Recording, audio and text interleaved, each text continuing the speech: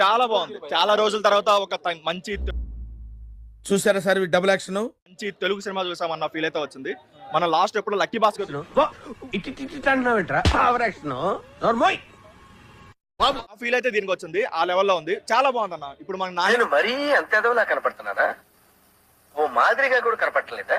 మనం చెప్పుకోవాల్సింది రైటింగ్ అన్న. సెకండ్ హాఫ్ లో వచ్చే ఆ కోట్ ఏముంది ఇందులో? నీ దైత్యం తప్ప నాకేం కనపడతలేదు.